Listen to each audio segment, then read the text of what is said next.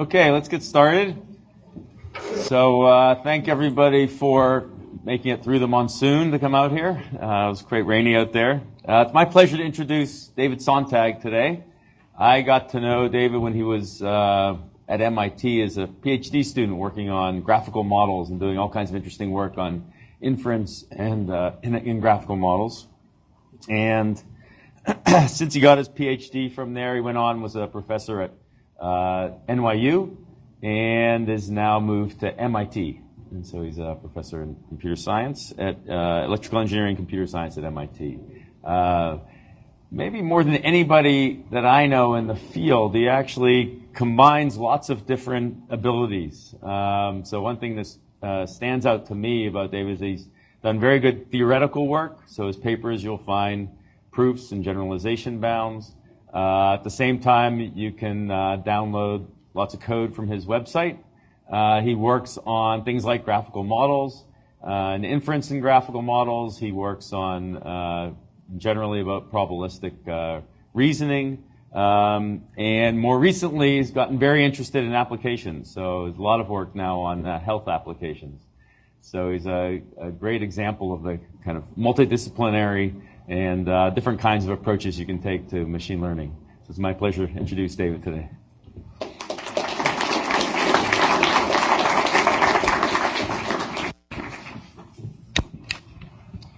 All right, well, thank you, Rich, Tommy, and Jordan for the invitation to come here. I've been eager to come to Toronto for about 15 years now, and this is my first trip, hopefully first of many. So I'm a computer scientist. My area is in AI, machine learning.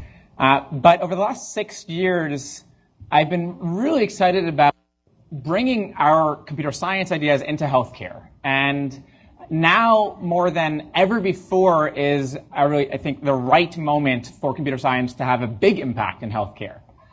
Now, I'm from the United States, and so I'll give you my US perspective about why now is the right time, and we'll talk about maybe why that's the right time here in Canada as well. But in the US, if you go back 15, 20 years, actually if you go back 40 years, there was a ton of interest in using AI in healthcare.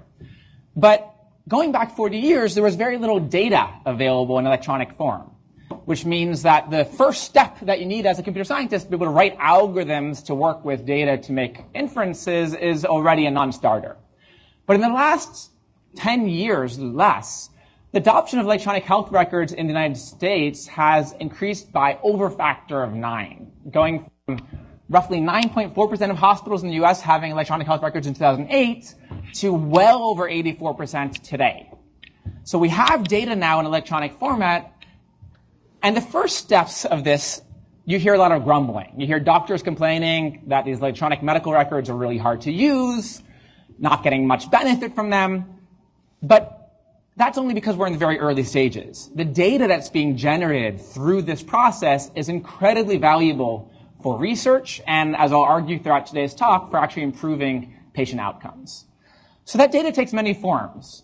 The most valuable health data is largely unstructured, coming in notes written by doctors or nurses.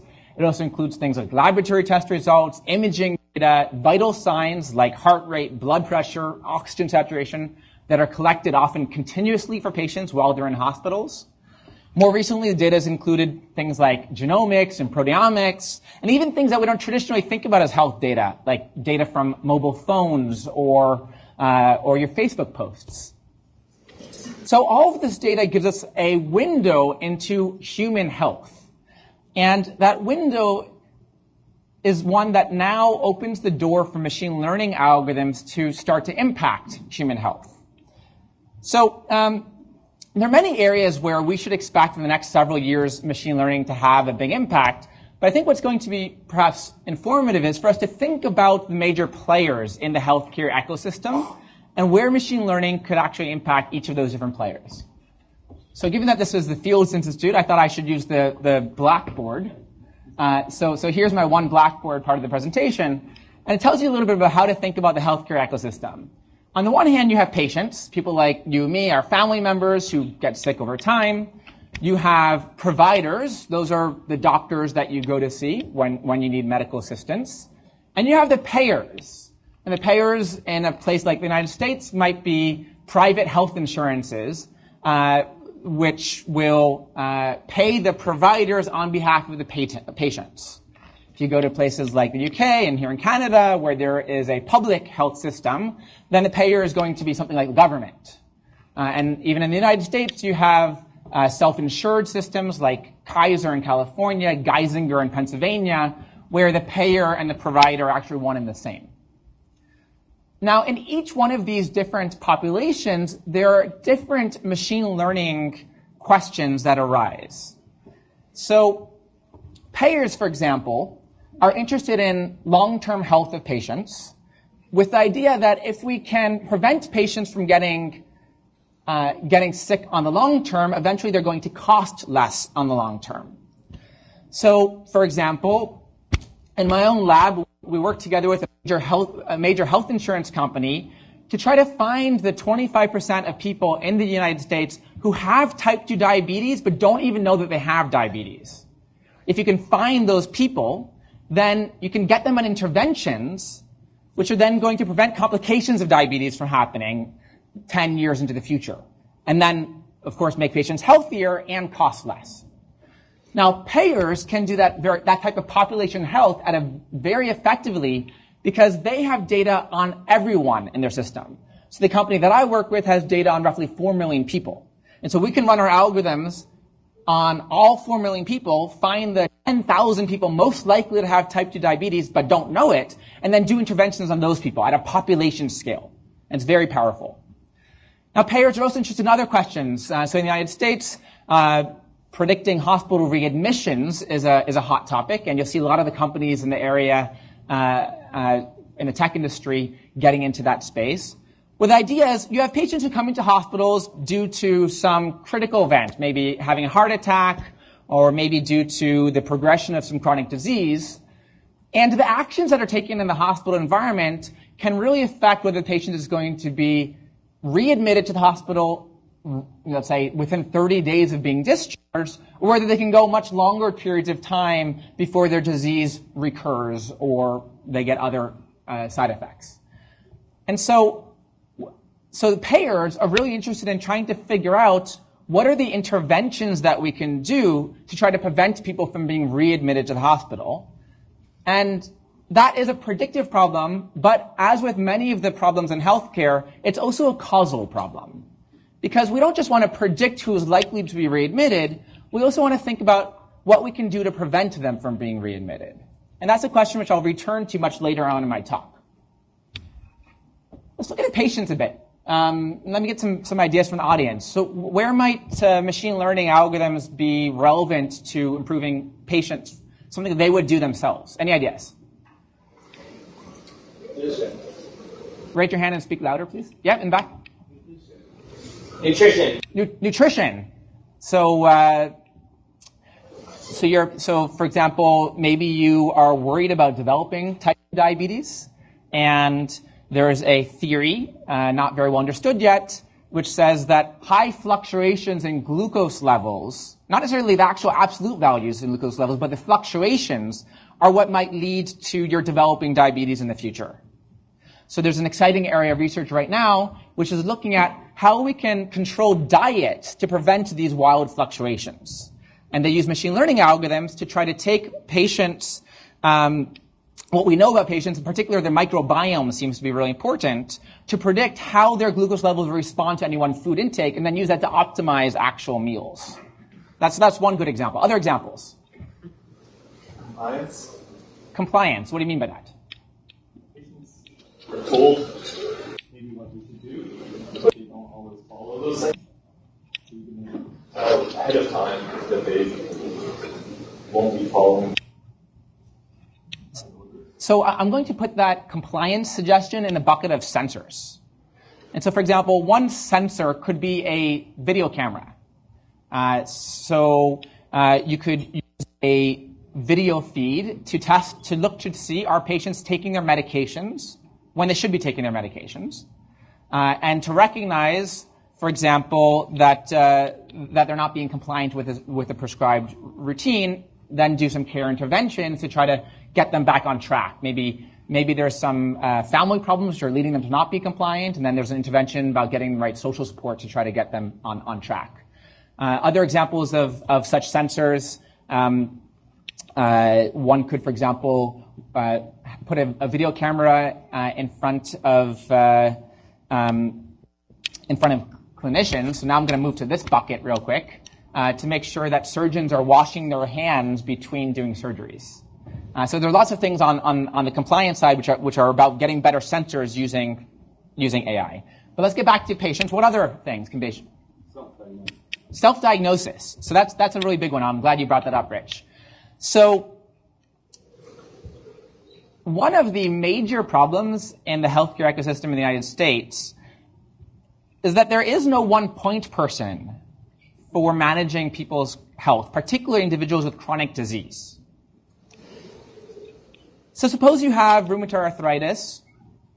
It's a autoimmune condition that leads to pain in the joints, but it's systemic and it can lead to many other problems long term.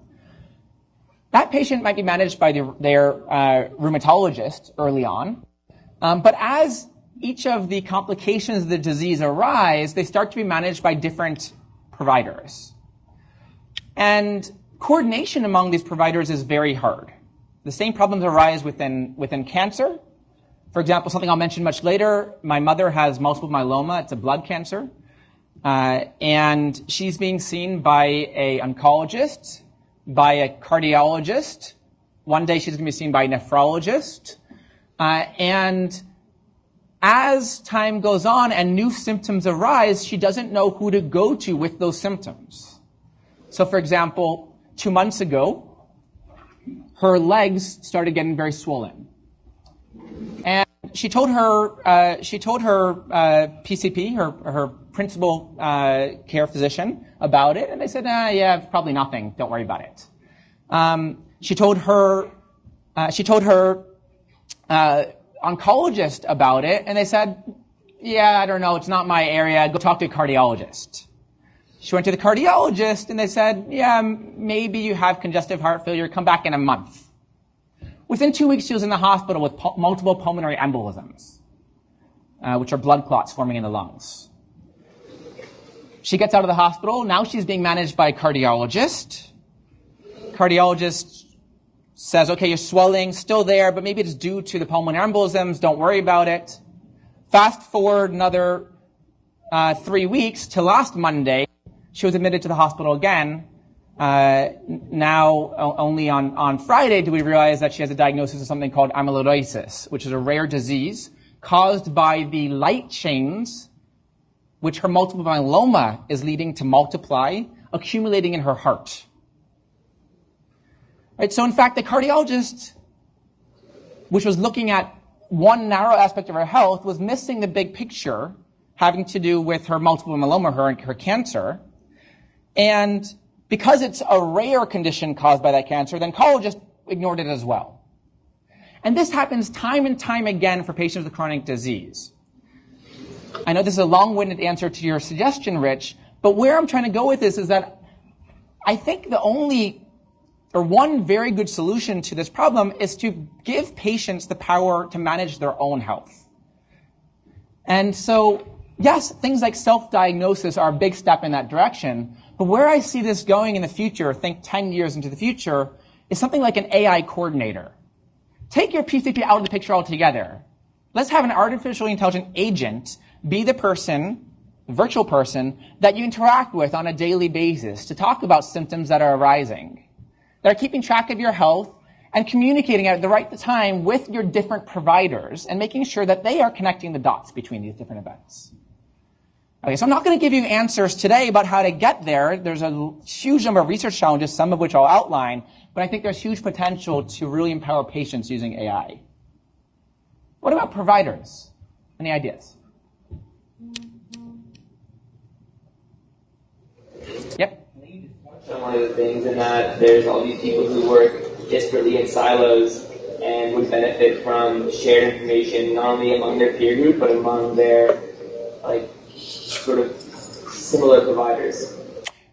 So improving care pathways or clinical pathways would be one way of doing that. So if you, for example, were to try to discover best practices among cardiologists or among particular oncologists treating a type of cancer, we could try to discover those best practices from data, and then we could try to make sure that the right best practices are being followed at the right time, and that's something I'll talk about later in my talk. Other ideas? Automation? Things like radiotherapy planning or diagnostics? So you looked at my slide. Yeah, and that's a really big area, which is the one which most of the companies are focusing on right now because it's so easy to do. So for example, computational pathologist, this was a paper written by one of Daphne Kohler's former PhD students, Andrew Beck, many years ago, where he took a biopsy from breast cancer patients. You put that biopsy on a slide, take a picture of it, you get out something that looks like this, and then they tried to predict 5-year survival for those breast cancer patients. And the idea, by using machine learning algorithms directly on the image itself, one can try to do a much better job than pathologists or radiologists might be able to do on their own. And in some cases, you can try to automate the interpretation. So let's go back again to the example just given a second ago of my mom being in the hospital. When she got her MRI on Wednesday, she had to wait until Friday for her MRI to be read by the radiologist. Right, 2 days. Imagine that you had an AI algorithm in there which could help speed up that process. If there was something very urgent to act upon, you would like it to be recognized much quicker. Now, the reason why I call that an easy problem is because we can very quickly take advances that have been coming from the machine learning community, for example, better computer vision algorithms on ImageNet, and immediately apply them to that type of problem, thinking about it as a supervised learning problem. What you'll see throughout the rest of my talk are that the major next challenges are going to be about what to do when you don't observe the data you need to predict. So imagine, for example, that you didn't have that label of 5-year survival. Training that machine learning algorithm to predict that 5-year survival would have been a non-starter. So automation you're going to see in many places. Radiology and pathology is going to be, I think, the first one that's going to really start to impact all of our lives. But another place was something I hinted at the very beginning when I said doctors are complaining about these electronic medical records. They're saying they're hard to use, they're slowing me down. Well, that's another place where machine learning can have a very big impact. If you go to Google today and you type in search query, it'll give you suggestions of other search queries you perhaps should have asked for. It'll sometimes suggest an autocomplete to say, oh, you're typing this, maybe you meant to finish your query with one of these 6 things. But what about bringing those algorithms into electronic medical record? Right? These are things that we could do really easily, using machine learning algorithms from 15 years ago, which would immediately make the user interfaces much more effective. And so my lab has done a bit of work in that as well. We did these contextual autocompletes. It was really just a warm-up exercise for some first-year students, but it's been running live in a major hospital in Boston for the last 6 years, and we're getting some very exciting results out. So there are some things, obviously, that are in the intersection of these areas. So providers are also very interested in catching adverse events before they happen. Things like septic shock, which is caused by an infection that's underlying, that might be caused by a virus or bacteria, that then gets worse and worse and worse until it starts to lead your immune system in attacking the infection leads to organ failure and ultimately death. That's something which can be very subtle and very difficult to recognize in its early stages. Machine learning algorithms that are watching the patient data over time can try to recognize those subtle signals and raise flags for clinicians so that they could act on them before it gets to a very severe situation. So that's a bit of a warm-up. You can see how there are many areas where AI can have an impact. And for today's talk, I'm going to be focusing on those right 2 items, differential diagnosis and in silico models for what I call, for my version of precision medicine, which is trying to figure out what are the right treatments to give to individuals. And in both of those cases, behind the scenes, what makes it really challenging is that we don't have good data. And this is the major blocking point which has been preventing much of machine learning from being applied in a healthcare setting. We have data, but we don't have good labels. So think about this diagnostic problem. We're given to put some data on the patient, some features that we observe, their heart rate, glucose, and so on, and we're trying to figure out what are the diagnoses. It's a toy problem. Okay? If we observed X and we observed Y, we can use your favorite black box machine learning algorithm to learn to predict Y from X. That would be supervised learning. Now, if you have missing features, then no problem. You can just encode the missingness in your feature vector and apply again your black box machine learning algorithm. Should work fine. The big issue is if you have missing labels. That brings you into the regime of unsupervised learning. And unsupervised learning, from my perspective, I'd love to hear from the perspective of the audience in the room, but from my perspective, unsupervised learning is one of the biggest open problems in machine learning. How do we come up with efficient unsupervised learning algorithms? And indeed, that's going to be the focus of a large part of my talk. More generally, in terms of who I am and what things I'm interested in, what gets me excited are how can we try to circumvent these computational and statistical limitations of machine learning. They arise in things like unsupervised learning, but they also arise in other areas like learning Bayesian network structure, structure prediction, probabilistic inference, and so on. And I'd love to talk to some of you about these topics in the lunch break following this talk. So we're about 20 minutes in, and I've gotten to my outline. Rich said having some interaction was okay. So today's talk is going to focus on these two different projects that my group has been working on. And we'll start by thinking about how we can try to estimate clinical state without labeled data. And the backdrop here is really how I got into this field. When I finished my PhD, I went and I started looking at what the AI community had been doing in the medical field since the 60s. And I went and I talked to the experts, some of whom did the work that I'll tell you about right now. And I asked them, what happened? Why aren't these algorithms deployed in the clinic? So I'll first give you some of the history, and then I'll answer that question. So back in the 60s, there was a lot of interest in computer-aided diagnosis. In the 70s at Stanford, for example, they developed what's called the Mycin expert system, which was used to try to identify what was the source of a bacterial infection and to recommend a treatment. And what they found at the time is that recommended the appropriate treatment more often than infectious disease experts. And if you go read that paper, you'll actually see that it has a really interesting chat bot for eliciting information from doctors. Jump to the 80s, there was work at the University of Pittsburgh building what was called the Internist 1, or later called the Quick Medical Reference, which was a model for diagnosis in internal medicine. It modeled over 500 diseases, over 4,000 symptoms, and I'll tell you much more about it in the next few slides. And few of these advances were really translated into clinical practice. So I'm going to dive a bit deeper into this Quick Medical Reference example to try to motivate what I think the challenges were. So as I mentioned, this is a model relating 500 diseases to over 4,000 symptoms. You could view it as a Bayesian network, where at the very top you have one node or random variable for every disease, not having them be shaded to denote that they are latent or unobserved when you're going to be using this model at test time. On the very bottom, you have the symptoms. Things like, is the patient coughing? Are they tired? Do they have a fever? Is some biomarker positive? And these are typically assumed to be observed when you're using the model. Now, the model relates diseases to symptoms through these edges. And when you use the model, you get the symptoms, and the goal is to get the posterior distribution over the diseases given the symptoms, and that's how you do diagnosis. Now, this model was elicited from doctors and journals, and it was estimated to take 15 person-years of effort to build that model. And it included over 45,000 edges between diseases and symptoms. So as I talked to the experts who worked on this and asked what happened, I identified two key problems that prevented their adoption.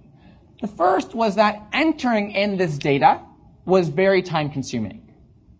And the second, was that these models were really hard to maintain and generalize to different settings. So for example, if you were to take this model and go from Toronto to Los Angeles, the distribution over what diseases people are likely to have here versus LA are likely to be very different. So that is to say, the prior distribution over the diseases is going to be different. So to apply this model in a new place, you have to re-estimate those prior distributions. Now imagine taking this model and saying, oh, we want to add in a few diseases, or maybe instead of having it be internal medicine, apply it to cardiology. One has to build the model from scratch again. Moreover, these symptoms in the original work were expected to be entered in as binary form. So patient is coughing yes, or they're not coughing no. And so imagine a user interface where a doctor has to enter for these 4,000 symptoms, which of them are positive versus negative. Okay, as I told you, the ideas were in the air for chatbots to try to elicit this in a perhaps quicker way by asking questions leading to other questions. But nonetheless, it requires a clinician to think about doing this and to enter the data manually. And that is a non-starter in today's clinical environment, even going back 30 years ago. No one has time to enter in this data. So if we want to try to make these models practical, we have to find some way to derive these observations directly from data we already have. For example, free text notes written in the electronic medical record. So my vision is to learn these models from data. I want to address that first problem by automatically filling those symptoms in from the electronic health record. And a key methodological challenge that we'll have to deal with to do that is that there's a huge amount of noise in electronic health records. The data was not written for the purpose of doing diagnosis. And so there are biases. There's a lot of data that's not mentioned, despite the fact the patient might have the symptom, it might not be recorded. And so the noise process relating the diseases the patient might have to the symptoms that are recorded in the EHR is highly complex and something that we'll have to learn during the process. Second, I want to be able to re-estimate these models using each new institution's data. So rather than learning the models once, let's say up here in Toronto, and trying to apply it around the world, we're going to build an algorithm that you could take to each new place, take the data at that place, and refit this model from scratch. And that's going to really help with the generalizability of this approach. So I started this work at NYU, and imagine that at NYU Langone Medical Center, I had medical records and I had the ground truth diagnoses. One could attempt to learn the mapping between these two things, and it would sort of address both of these problems. But the challenge that we have is that this is what I wish we had. What we really have looks more like that. The ground truth of what the patient has is never actually recorded in electronic medical records. And if we were to try to record it at every place, it would be a huge bottleneck within clinical decision processes. Because there's not just there are a large number of structured data items that you might like to collect for this purpose. So this is what we actually have. And the learning algorithms that we've developed at a high level look like the following. They take in data, which is the electronic health record data, and no assumption about having the ground truth labels of what we want to predict. We take some clinical domain knowledge.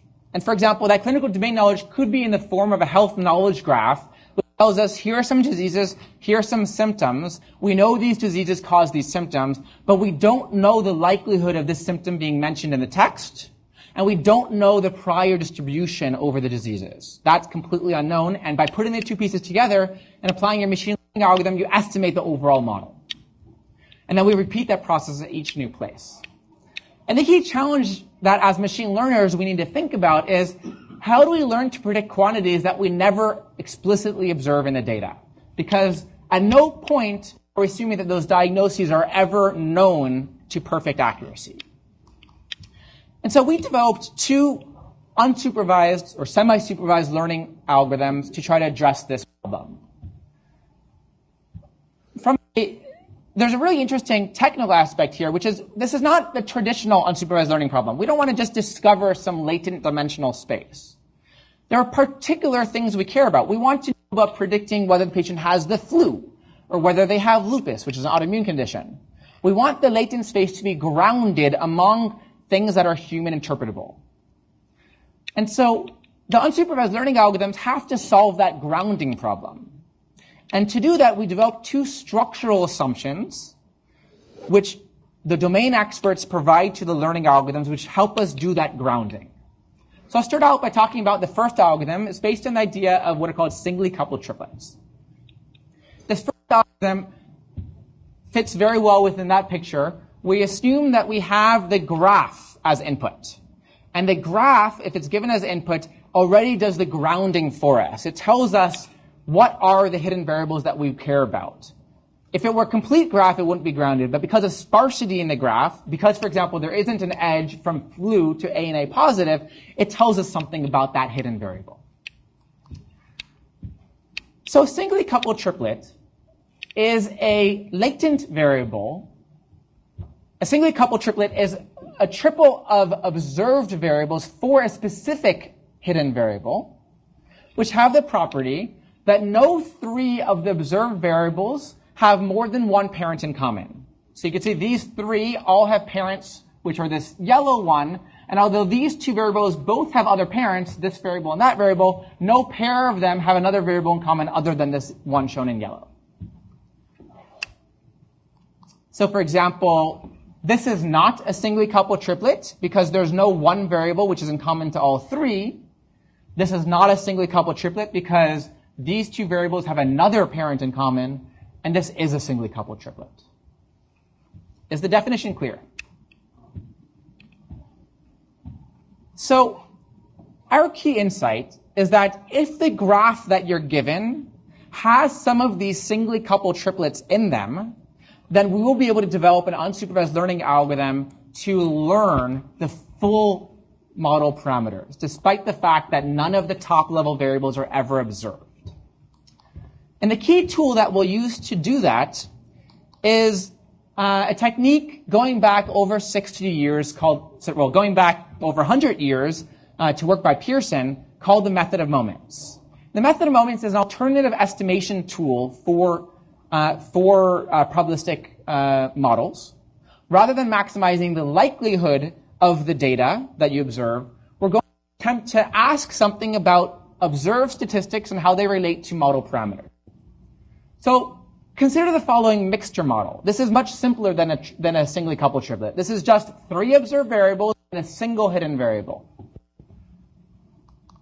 Well, if you look at the joint distribution, let's suppose that all variables are binary. So X just takes two states, A, B, and C just take two states. If you look at the joint distribution involving A, B, and C, where we're marginalizing over the state X, it takes the following form.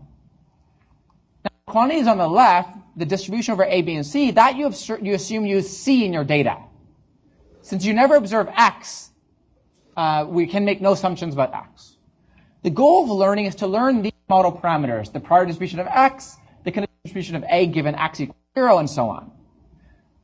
Now, if you think about it, we observe the joint distribution on A, B, and C 8 different times for different assignments to A, B, and C. There are 2 cubed or 8 different assignments, and there's a degree of freedom that's lost because we must have that the sum of these sum to 1. So there are really 7 independent equations of this form for different assignments to A, B, and C. And so what one can do is one can form a system of nonlinear equations relating things that you do observe to parameters that you want to find. And what the method of moments attempts to do is to solve the system of nonlinear equations to recover the model parameters. Now, that is hard, right? If it were a system of linear equations, we would just invert the corresponding matrix and we'd be done. Because it's a system of nonlinear equations, you need a clever algorithm. And that's where work from Lazarfield and Burge, from going back to work in the 50s, showed that for this very simple setting of just binary observations and a single binary hidden variable, one can use a very simple canonical tensor factorization to solve the system of nonlinear equations. In fact, it turns out to be as simple as solving the quadratic equation. And that is going to be the one tool we're going to use throughout everything else I'll tell you about. So that is if you have a mixture model. And the key observation we make is that if you have a singly coupled triplet in your model, then the marginal distribution over these three observed variables marginally looks like a mixture model. And because of that, one could attempt to learn part of the model parameters involving this hidden variable and those three edges using the technique of the previous slide. So that then gets us to our learning algorithm. It works as follows. You take as input a graph structure. Again, you only observe those variables A through F in your data. The first step is to take the graph structure and to look for singly coupled triplets. So for example, here we find a singly coupled triplet ABC for the variable X. Then we use the technique I just showed you about to learn the model parameters shown in orange here. Once we learn those model parameters, we have to learn other things about X. So for example, we want to learn what are the parameters involved from X to D, X to E, X to F. To do that, we developed a small other trick to do that extension. The key idea is we're going to look at the mutual information between two of the observed variables versus the conditional mutual information between those two same variables and another variable. Intuitively, suppose the edge from X to D did not exist. If the edge from X to D did not exist, then conditioning on D taking some value should not change anything about A and B. Suppose the edge from X to D did exist, then if you observe D, it changes something about X. If it changes something about X, then it's going to change something about A and B. And in particular, if you look at the mutual information between A and B, it's also going to be affected. So by looking at the difference between the marginal mutual information of A and B and the marginal information between A and B conditioned on D taking some value, you can tease apart what that blue edges parameter is. And using that idea, you can extend this technique to learn everything else there is to know about X, so long as there is a singly coupled triplet for X. Right, so if you get lucky and there's just 3 observations that tell you something about X, you can learn everything there is to know about X. The next idea is that, well, maybe you're not so lucky. Maybe there don't exist a singly coupled triplet for some of the hidden variables. Well, when using the method of moments, there is something that you can do which you could never do with a likelihood-based estimation algorithm, which is that you could subtract off parts of the model that you've already learned. So in particular, once you've learned everything there is to know about X, one can show that you can subtract off from the observed moments on A through F the effect of the hidden variable X. And what you get out are new moments on A through F, which were for a different model that didn't even have X. Well, if you could then subtract off X, then you could ask, well, maybe that now creates new singly coupled triplets. So you could then attempt to repeat this process and find new singly coupled triplets. And that's the algorithm that we propose. Now, there are a lot of questions you should have. For question number 1, do these singly coupled triplets ever exist in practice? Question number 2, what does this subtraction off procedure do to the sample complexity of your learning algorithm, the amount of data you need to learn? So unfortunately, the answer to the second question is it's quite bad. So in particular, every time you subtract off a hidden variable using our approach, it's going to increase the amount of data you need exponentially. So what you need to look at is what is the depth of any hidden variable that has to be learned. So X here is learned at depth 0. You can only learn Y once you subtract off the influence of X. Y is at depth 1. Once you subtract off Y, you create a new singly coupled triplet for Z, and now you can learn Z. So Z is at depth 2. Right, so now this should get you worried, and you should then ask a second question. Do singly coupled triplets exist, number 1, and number 2, what depth do you need to go to in order to learn these models? Because that also really matters in terms of the amount of data you'll need. So the really surprising thing we found, which is the punchline of this part of the talk, is that if you take this same quick medical reference model developed in the 80s,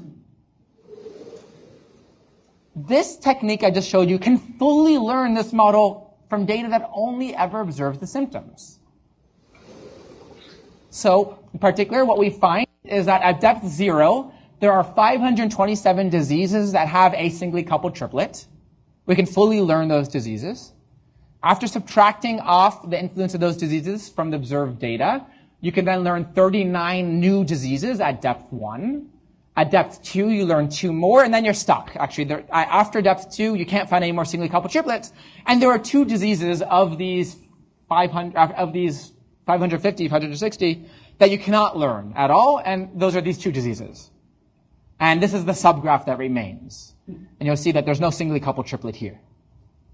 And these 2 actually correspond to a pediatric and adult version of the same disease. In order to get the punchline we really wanted, we then developed another technique that could learn in this setting too, but that's not relevant for the talk. Okay, so we found this to be quite surprising, and I view this as just a case study in machine learning of when structure in data that we care about can sometimes lead to efficient unsupervised learning. So the long-term take-home message from this should not necessarily be the particular algorithm we use, right? It's a cute algorithm. Maybe it'll have some application in the future. But the real take-home message that I want you to leave with is that in real-world distributions, there often exists structure that can lead to computationally efficient unsupervised learning algorithms. And this is one example of such structure. You could use that structure within a method of moments estimation algorithm, or maybe we'll develop other estimation algorithms later. Okay, so that's this first part. And now, that, by the way, I should mention, was work by my PhD student, Yoni Halpern, who is a University of Toronto graduate, as are most of my students, coincidentally. As Yoni and I continued along in his PhD journey, we wanted to now try to apply this idea, which I just showed you was estimated using a model from 30 years ago, within a real-world context today in an emergency department. So we walked or at that time we took the train. We were in New York City. We took the train up to Boston to Beth Israel Deaconess Medical Center. It's one of the top hospitals in the U.S., where for the last 7 years I've had a collaboration which has asked the question of how we can improve providers' workflows within an emergency department context. And what we found as we talked to the clinical team is that this particular structural assumption wasn't quite what we needed. So in particular, we wouldn't necessarily, so this approach really relied on having the full graph structure. We actually did have follow-up work which showed that you can learn the full graph structure as well from data. That was a NIPS paper. But that would be a fully unsupervised learning algorithm. And really what we want here is a grounded algorithm. We want to be able to say we care about these specific hidden variables. How do we learn those specific hidden variables with unlabeled data? And in this approach, it's going to be really asking how do we do it without knowing anything about the rest of the graph? And to do that, we'll talk about another structural assumption, a much simpler structural assumption, which turns out to have really broad applicability in a healthcare context. So let me tell you a bit about the data. So the data in the emergency department is very, very rich. In our collaboration, we've worked with data from over 300,000 patients, where for all of those 300,000 patients, we observed the repeated vital signs at time. We have all of the notes written by doctors, both at triage and later. We have laboratory test results that come in real time as the lab processes them, specialty consults that correspond to the imaging, and so on. And so our dream here is to create the next generation electronic medical record in order to improve the provider side of the picture. We want to take all of that data that's found in electronic health record, we want to use machine learning and natural language processing to continuously predict in real time tens of thousands of variables that summarize what's happened to a patient in the past, what's going on with that patient now, and what do we predict is going to happen to that patient in the future. And you could think of those summarized clinical state variables as providing a middle layer framework for software so that the makers of commercial electronic health records could if-then-else statements that look at these variables and change the way that clinicians interact with patient data. And so these predictions will then drive a ton of downstream tasks, whether they be alerts and reminder systems, clinical decision support, retrospective quality review, contextual displays of patient data, and more. So that's the goal, and the key challenge that we want to address is the one of generalizability. How can we do this in a way that the models that we learn to do this mapping work not just at a single institution, but at all institutions, all who have slightly different data? And we want to do so quickly, without much manual intervention, and so we ask the question, is there a way to do this mapping without ever having to have much or no labeled data for those clinical state variables? So before I talk about the simple algorithm we developed, let me give you a couple of examples of how this is currently being used in clinical practice. So the first way is to provide context-specific displays of patient data. So for example, if we have a psych patient coming into the ER, there are particular, or a patient complaining of chest pain, there are particular order sets that have been found across the last decade to be particularly effective for patients of this type. And those order sets might involve, for example, laboratory tests that you might ask for. They might also involve medications that we should immediately prescribe. So what we would like is to automatically surface on the electronic health record these order sets for just the right patient. In order to do so, we need to know, did the patient complain of chest pain, or are they a psych patient? And these data elements are elements that are not typically collected in structured form in the electronic health record, but we want to make them available via our predictions. Another example would be for stratification. So all of you might remember the Ebola epidemic from last year. Well, every hospital in the US, and I'm sure in Canada as well, implemented decision support in emergency departments to try to see, is this patient at risk of having Ebola? And if so, of course, you need to quarantine them immediately. And so they'll ask questions like, do they have fever? Do they have a severe headache? They'll look at epidemiological risk factors, like if they had direct contact with a person with Ebola, and they'll use that within their risk scores.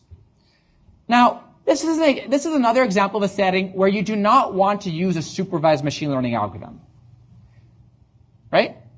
I mean, would we like to have 10 patients with Ebola come through a hospital before we can learn a model to predict if the next patient's going to have Ebola? No. The other hospitals, right, yeah.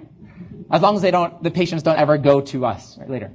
So supervised learning is a non-starter. We need to somehow build this predictive model without ever seeing the first patient. And so we could look to see, can we build a rule, just an if that's an statement, which says, did this patient report fever, hemorrhage, did they travel internationally? All right, we would like that the makers of the electronic health record could write this rule and then instantly deploy it to every single electronic medical record in the world. Now, to do that, they need access to these variables. These variables are never collected in any structured form in the electronic health record. So this is another example of variables that we would like to surface through our approach. So our structural condition that we recommend to use within this setting, which addresses the same problem we had before, which is that those concepts, those clinical state variables are never observed. The concept is called anchors. So a domain expert will specify for every hidden variable one or more observations which uniquely identify that hidden variable.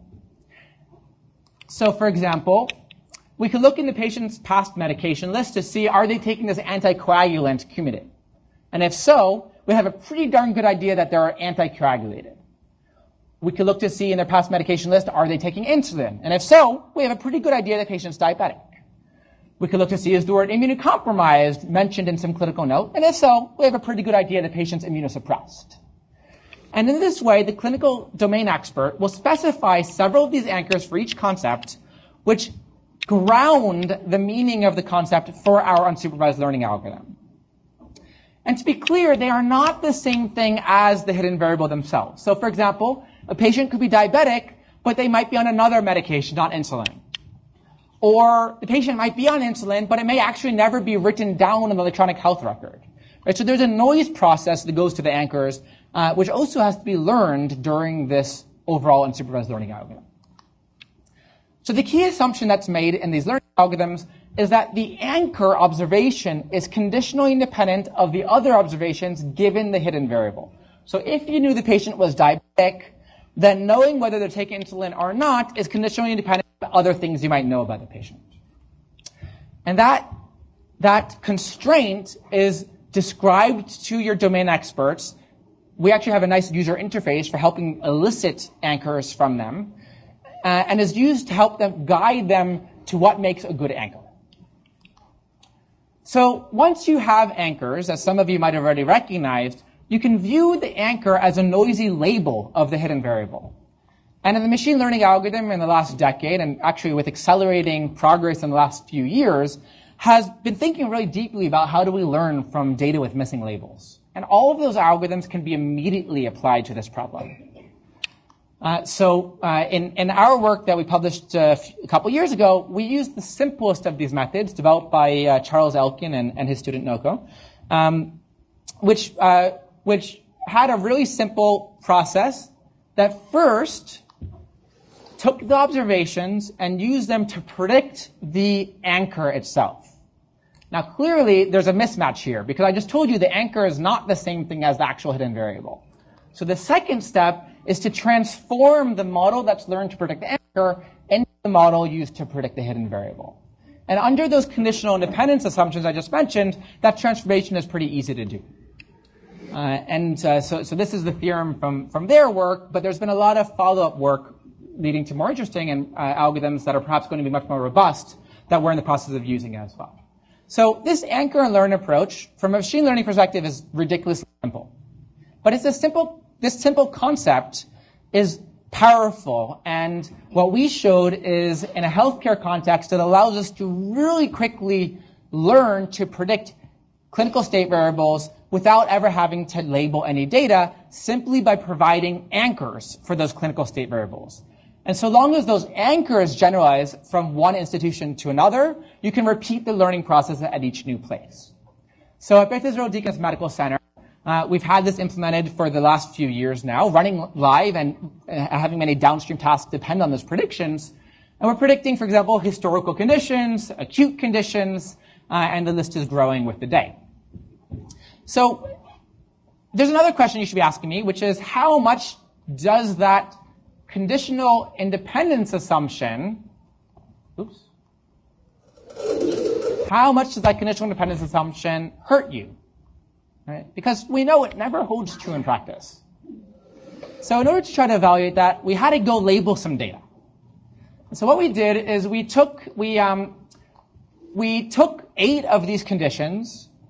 We actually changed the user interface used by the clinicians at this institution to ask a question at the time of discharge: did the patient have this condition, yes or no? And we gathered data for several 10,000, for about 10,000, 20,000 patients for those 8 clinical state variables that are never used for learning. They're only used for evaluation. So here I'm showing you 2 of these variables, asking whether the patient's immunocompromised, which is a historical condition, or asking whether the patient has pneumonia, which is an acute condition. The blue line here is the prediction performance measured by area under the ROC curve, higher is better, by the anchor and learn approach, which, as I mentioned, does not use any labeled data during prediction. The green line here is a baseline that you would never want to use because it actually requires labeling data. So the green line in particular is a supervised baseline based on labeling 5,000 patients' data. What you find, and so by the way, prediction in a healthcare context is often temporal. So here we're getting patient data across time, and as you get more and more data, your predictions might improve. So you see here that particularly for something like pneumonia, just from the time the patient walks into the ER, you might not know very much, but as laboratory test results start coming back, as your clinicians start talking to the patient, you get more and more data, and your predictive performance improves. So what we found time and time again is that our unsupervised learning algorithms based on anchors actually is competitive with supervised approaches that require labeled data, and which would be untenable to do at every new institution. And in fact, early on in the patient's stay, the unsupervised approaches could even do better. And the reason has to do with that prediction task being much more subtle. So because these unsupervised learning approaches can use much more data, in particular here we were able to use 300,000 patients' data because we didn't have to label anything, we were able to capture much more of that subtle signal early on. And you can look at, for example, what the models use over time. So for pneumonia, early on, this is time, this is feature influence. You see that things like vital signs and age, triage note are very important. As time goes on, laboratory test results and medications start to become very important. Because obviously, if a clinician is prescribing an antibiotic, the clinician probably suspects an infection, and there's no reason that our learning algorithm should ignore that information. Okay, so in summary, I told Rich I was going to go about until 1:05, so it'll be about 10 minutes more.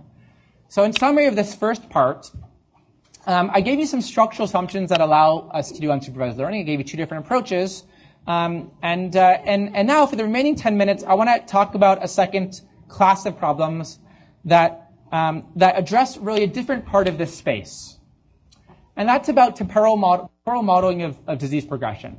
So up until now, we've been talking about a single point in time. A patient comes into the ER.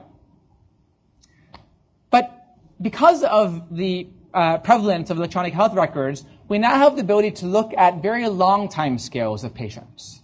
So if we zoom out a bit, we could look at a patient over a 20-year time scale.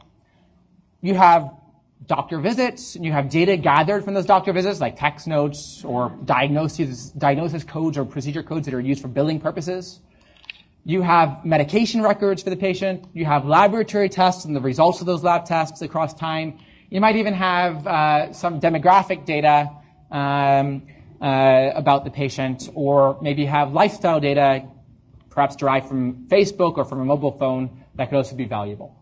So this gives you a very long-term view, and with this data, we can ask questions about disease progression. So for example, we could look at a rare disease where any one clinician might have only seen a few patients, and take data across large numbers of clinicians and ask something about that disease progression. So my wife has Sjogren's disease, which is a somewhat rare autoimmune condition. And when she was diagnosed, is when we started dating, she was roughly 19, we wanted to know what's going to happen to her over her lifetime. What other comorbidities is she going to develop? If we have kids in the future, are our kids likely to also develop that autoimmune condition? And not much was known, because it's a rare disease, about that long-term progression. And giving patients that type of information can be very valuable for guiding their life choices. Now, although that's at a population scale, you might also ask a personalized question. So, for example, you have an individual, you maybe know everything there is to know about them, their genetics, their biomarkers across time. And so here's an example coming from my own life, from my mom. Now, my mom, at least a few months ago, had smoldering multiple myeloma, which is the early stage of the disease. And we wanted to know, when is she going to progress to full-blown multiple myeloma, in which she would need to initiate chemotherapy? And of course, the most interesting question, the one that I'm asking today is she's starting her first treatment. I'm scared out of my mind because I don't know if she's on the right treatment. There are 20 different treatments for multiple myeloma today, and no one knows which is the right treatment for which patient. So we could ask that question there. We could even ask the question with regards to a more common disease like type 2 diabetes, where there are 7 or 8 different second-line treatments for diabetes. And again, no one knows which second-line treatment to give to which patient. So the reason why answering these questions from the longitudinal data is challenging is because you've got a ton of incomplete data. So if you want to ask that first question about a 20-year view, at least in the US, patients change health providers all the time. So for any patient's data, you might only have 3 or 5 years worth of data. Moreover, we only know something about the patient when it's recorded. For example, when they go to see a doctor. So we've got a ton of incomplete data. So if we want to get a 20-year view, we have to somehow align patients in your data set across time by their disease stage and impute from across them to get that 20-year view. And that is really challenging to do. Now, moreover, if you get at that second question I asked, which is about treatment, that gets us into the realm of causal inference. So, for example, if you want to know what works better for me, drug A or drug B, you could try to find patients in a data set who took drug A and look like me. You could try to find patients in the data set who took drug B and look like me, and look to see which of them had better outcomes. And then say, oh, well, maybe the one who had better outcomes is the one is the drug that I should take. But doing that from this type of data is also very challenging from a couple of reasons. First, even to find out that patients are similar to each other is extremely challenging in this high-dimensional setting. Second, even to derive the outcome, like a binary label of what is their disease state, or do they have some complications, is also hard when those things are not labeled in a clean way in the data set. And in fact, the answer-based approach I showed you earlier is a good way to try to clean up those outcomes. So these are challenging problems, and they only get more challenging when, number one, you recognize that there's confounding. So in the data set that you have, the decisions for which treatment to give the patients is not given to you by a randomized controlled trial. There's bias. Doctors give patients treatments that they think are going to work best for them. Or maybe poor patients can't afford particular drugs. And one has to directly tackle that causal inference problem in order to address these problems. And so, as a machine learning community, when I was trained in machine learning at Berkeley and MIT, the word causal inference never came up. Because my teachers, truthfully, were scared of the word causal inference. Machine learning to me was trained to be scared of the word causal, right? But when you try to tackle these real-world problems, we can't ignore it. We have to start thinking about it. And I think there's enormous opportunity for machine learning community to try to advance this state-of-the-art in causal inference. And I'm not just talking about the narrow part of the community that for example, Judea Pearl's progeny have been making phenomenal advances on, but I'm actually talking about the rest of the machine learning community as well. So Rich and I, for example, just wrote a paper on causal inference, which is one example of such a thing, but I encourage all of you to look at some of the work that we've been doing in this area. So I'll just try to summarize with a couple of examples of one way to think about this disease progression problem. So, and this is one of many approaches that our group has been working on. So this approach is a model-based approach. We use patients' past data to learn a model of how a patient's state evolves over time and how interventions affect the patient's state. Then we're going to build upon the work of Pearl and his students to ask the question of what would an intervention do to this patient? So we will formalize a causal question using the do calculus to ask if we did this intervention, what would be the outcome? And then we will simulate from the corresponding models to get our conclusions. Now, what we found as we got into this is that a major challenge we had to address when learning from electronic health records is that it's very high dimensional and patient outcomes are highly nonlinear as a function of their data. And so we, as part of trying to address this problem, we also developed a completely new learning approach, well, let me not say completely new, a new learning approach for high dimensional time series data. And so this class of models that we developed is called deep Markov models. We're going to model patient state with a latent variable, which lives in some high-dimensional continuous space. So Zi is an R to the 100 example. We have actions or interventions which affect the hidden state. So which medication you give will affect what happens to the person. And then you have observations, which are these X variables that are generated as a function of the actual unobserved patient state. So at a high level, this is like a hidden Markov model, or these U's are your control signal, right? So it's exactly what you'll see in the control community. Once you learn this model from data, we're going to then use an in silico model for assessing the effective interventions by forward sampling the model. So you take the patient data up to one point in time, and then you ask what would happen if you change those U's. So you twiddle the U's, you formalize the query in the right way using Pearl's do calculus, and then you ask what happens to the patient's future X's by simulating from this model. And in that way, we use it to try to answer causal questions. Now, as I mentioned, there's a lot of nonlinearity in real patient data. First of all, the observations are highly complex, and the transition distributions from Z given the observations U to the next Z is also highly non-trivial, because medications don't act in a linear fashion on patients' bodies. So we parameterize the transition and emission distributions in these models by deep neural networks, and that's what leads to what's called the deep Markov model.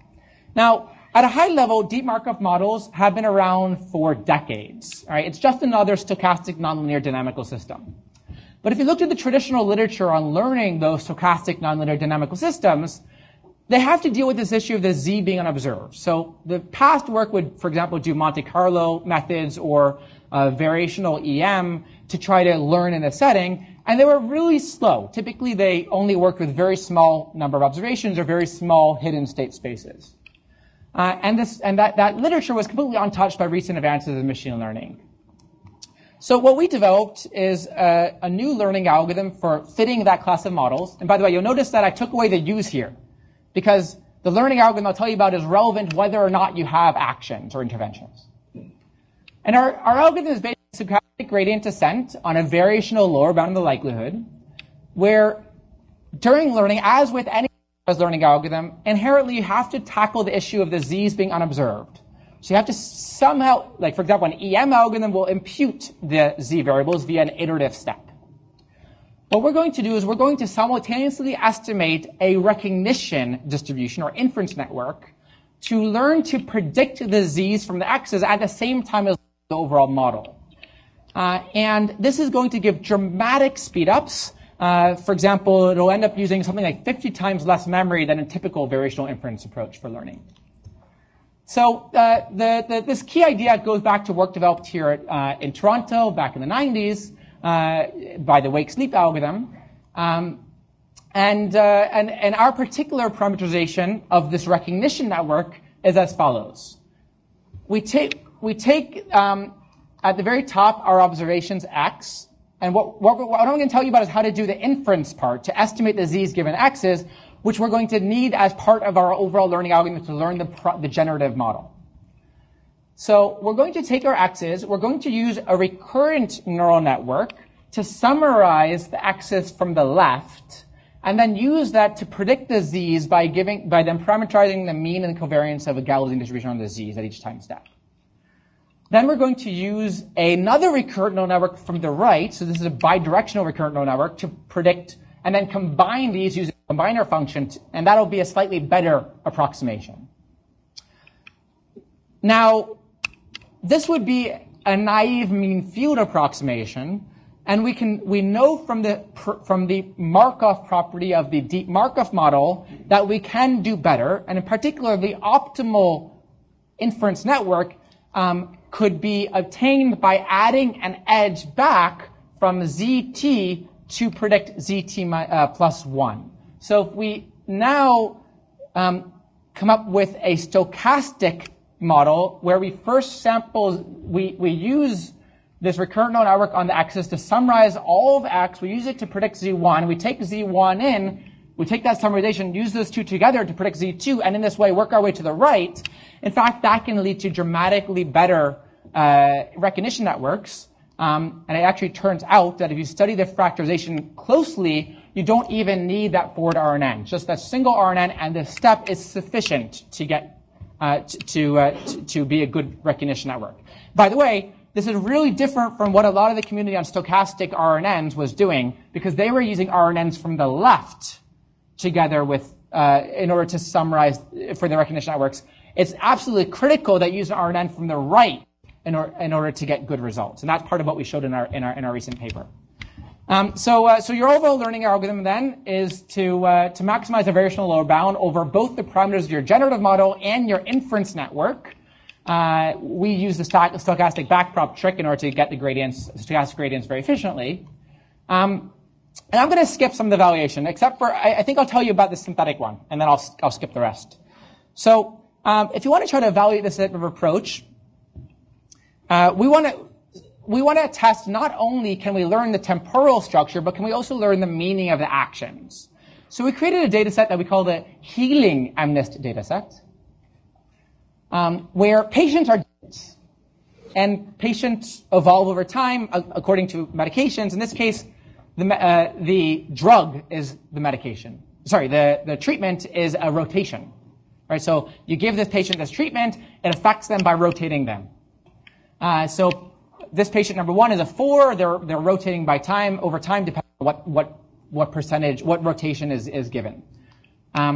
Real patient data is much noisier, so there might be temporal processes that don't depend on the interventions. Like, for example, a patient gets a cold which lasts 3 days, so we'll represent that by a square that randomly pops up in the last 3 days.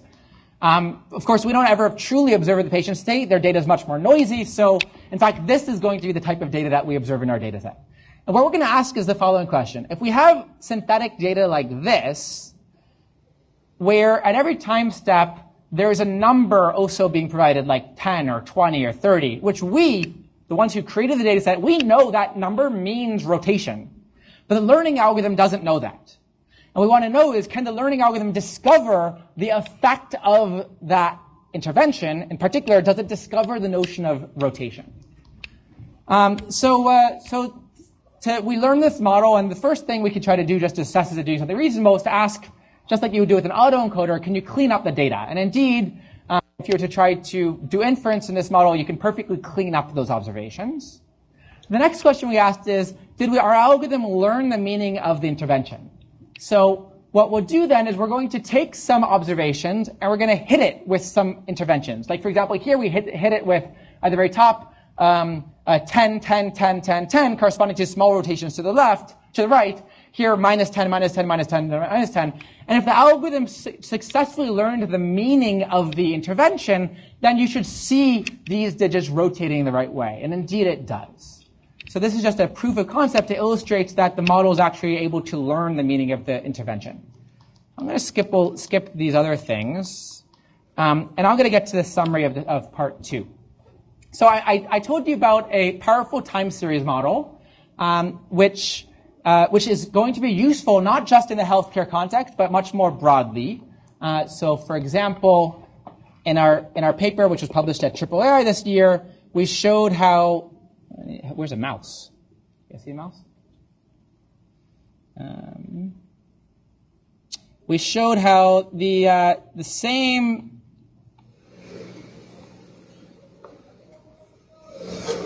The same algorithm could be applied to, for example, the polyphonic music data set and learn something about how music evolves over time. And here's an example.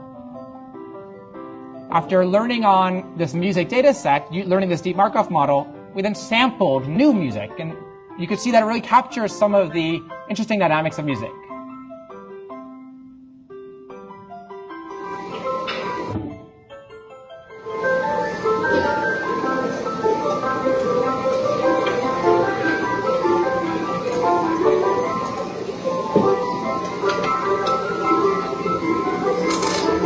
I'll stop it there. And so from a machine learning perspective, one of the contributions is that we have a very powerful time series modeling approach. In fact, one can show that it significantly outperforms things like recurrent neural networks, stochastic recurrent neural networks, and various other versions, as evaluated on benchmark machine learning problems. In addition, we now have a framework that we can use to think about causal inference from noisy electronic health record data, which we believe will be a powerful framework for thinking about how to do precision medicine. We have some test examples on a diabetes data set, just to sanity check that the algorithm does what we expect, but this is really work in progress, and my students are continuing to apply this to new settings. But more broadly, these types of causal inference problems arise well beyond just healthcare. So for example, in education, you might want to ask the question, after observing the sequence of data for a student, in response to questions asked of the students, what is the causal effect of any question? And how can we optimize over the set of questions we should ask students in order to get them to learn as quickly as possible? Or in climate modeling, which is also a temporal process, you could ask what is the causal effect of, for example, raising emissions by some percentage? Or in political science, you could ask the question of how much does a politician influence public policy by he or she posting to Twitter and looking at sort of the sequence of events that happens after that. All of these types of problems, I think, could really be tackled with the same type of model. So in summary, I'll just acknowledge that this last piece of work was led by my student Rahul Krishnan, who was formerly a University of Toronto undergrad. The first work on anchors was led by Yoni Halpern, also former of the University of Toronto undergrad. My postdoc, Arisha Litt, was very involved, and all of the work in the healthcare context was in collaboration with my colleague, Steve Horng. And in summary, I hope that I have excited you to think about how machine learning can be applied in healthcare. There's a lot of potential, and I hope to get you involved. Thanks.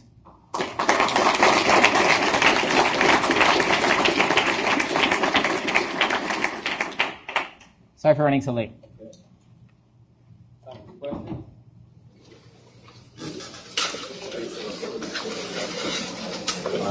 Yep. Are there practical questions you've encountered where you wish that more was known at the theoretical math level in order to design efficient algorithms?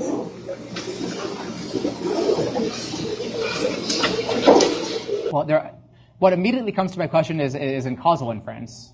There's just a ton unknown at the basic math level there. So I'll just give you one example. We published at ICML last summer and an upcoming paper at ICML this summer a theoretical framework for thinking about causal inference even with a single time step. So all you have is covariance X, you have a treatment T, and you have some outcome Y that you care about.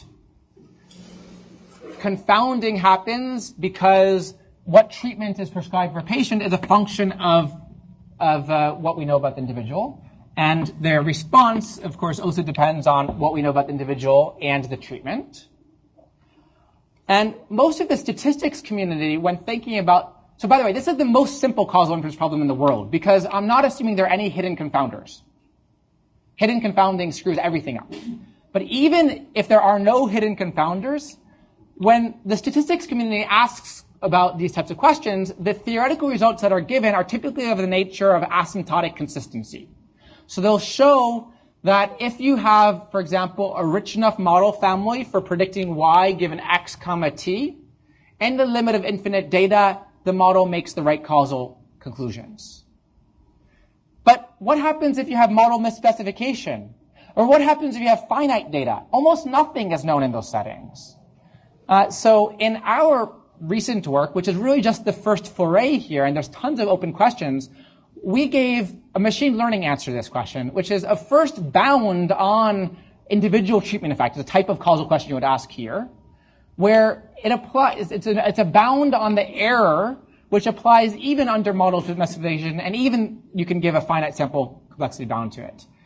So that's an example of a type of theoretical direction, but we can talk later. There's so many open questions.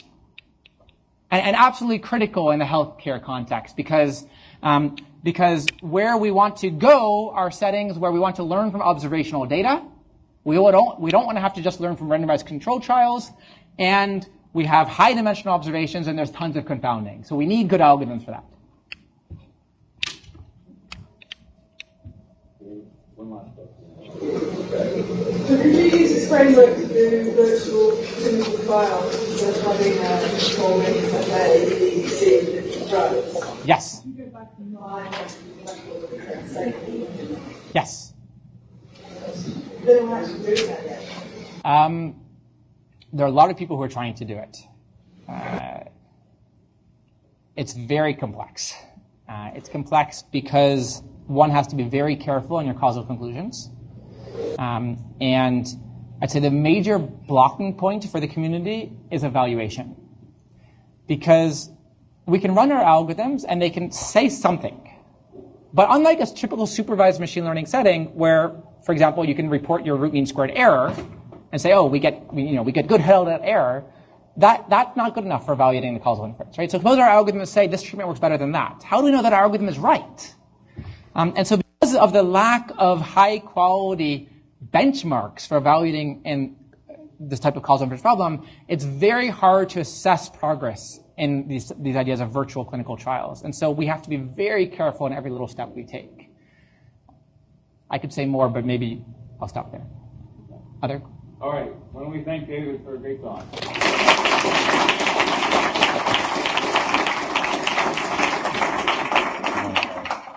All right, hang out. Don't go yet. Just a few parting words. This is the last seminar we have this spring. We pick it up again in September. So David, thank you for coming up here. What a great way to finish. Just a quick word. When Jeff, Rich, Jordan, and I were planning out the Vector Institute, we thought, let's start with this seminar series. And we got sponsorship from Scotiabank, Shopify, General Motors, and the Fields Institute volunteered the space, and they gave us our early support. But what we didn't know was whether anybody would show up. And in the beginning it was a little sparse, but it certainly has filled up. Now, apologies to the people who are standing back there. the people in the overflow room, the people upstairs, all the people on live stream. This one is being recorded watched by people at Waterloo. The medical research community up and down University Avenue are tuning in, so the reception has been great. Thank you everybody for showing up. We're going to keep taking this to the next level, and we'll pick it up again in September. If anybody wants to be involved in community building and some of this programming, you can reach out to me. I'm Tomi, Tomi, at layer6.ai, so please don't hesitate. Okay, thank you.